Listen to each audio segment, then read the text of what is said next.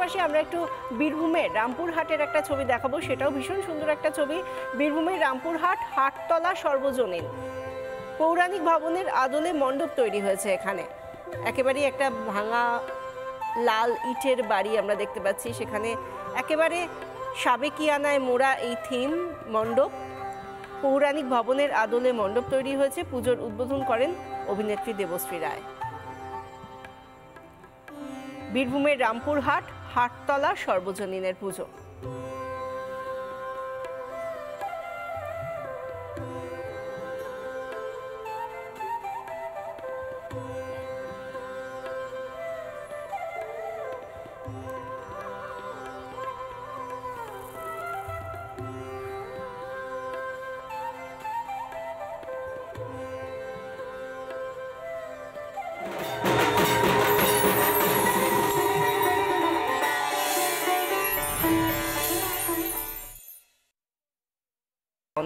আমরা একবার যাব দমদমে, সেখান থেকে রয়েছেন আমাদের প্রতিনিধি আনন্দমোহন ঝা। দমদম জয়পুর জয়শ্রীর পুজো, সেখানেও রয়েছে থিমের বিশেষত্ব।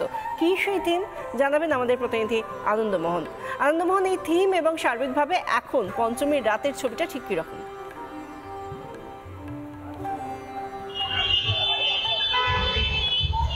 একেবারে বিশাখা, আমি দাঁড়িয়ে রয়েছি দমদম জয়পুর যেটা পুজো রয়েছে জয়শ্রী, দমদম জয়পুর জয়শ্রী তাদের প্রথম বর্ষের ছবি। আমি ছবি দেখাবো এখানকার, যে মূলত তারা কিন্তু পরিযায়ী শ্রমিক যে নানান সমস্যা পড়েন সেইটাকে কিন্তু তারা থিম বানিয়েছেন, এবং এইটা কিন্তু মণ্ডপের জুড়ে কিন্তু সেই তাদের ছবি, অর্থাৎ পরিযায়ী শ্রমিকদের যে সমস্যা, অর্থাৎ তারা বিভিন্ন রাজ্যে কাজ করতে গেলে যে সমস্যায় পড়তে হয় সেই বিষয়টা কিন্তু তোলার চেষ্টা করেছেন।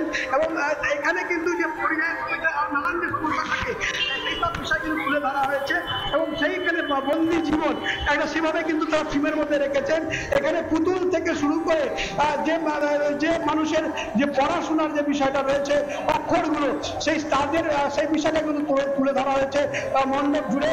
এবং ইতিমধ্যে কিন্তু দর্শনার্থীদের ভিড় কিন্তু জমেছে মণ্ডপ প্রাঙ্গণে, সেই তুমি ছবি দেখতে পাচ্ছ। এবং এই যে খাঁচা বন্দি, অর্থাৎ খাঁচার যে অক্ষরগুলো রয়েছে সেগুলো কিন্তু রাখা হয়েছে। এবং ইতিমধ্যেই মায়ের প্রতিমা দেখতে অনেকে আসছেন। আমরা একটু এই কথা বলবো। ভাই, কোথা থেকে এসেছেন আপনি?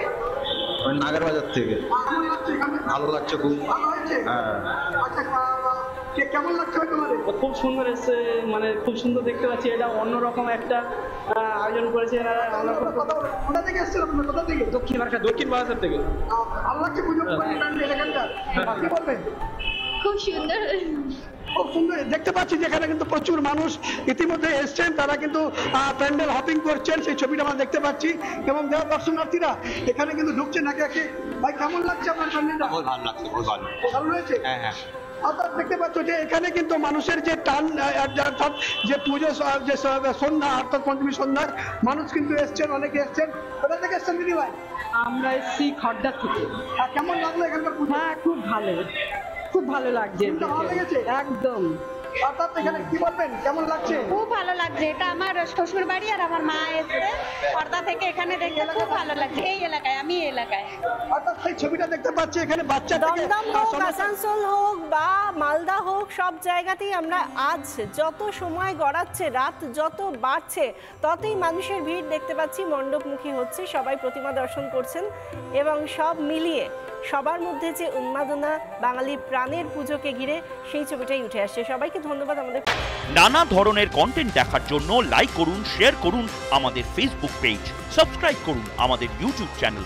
পাশাপাশি অন্যান্য ব্রেকিং নিউজের জন্য অবশ্যই চোখ রাখুন রিপাবলিক বাংলায়।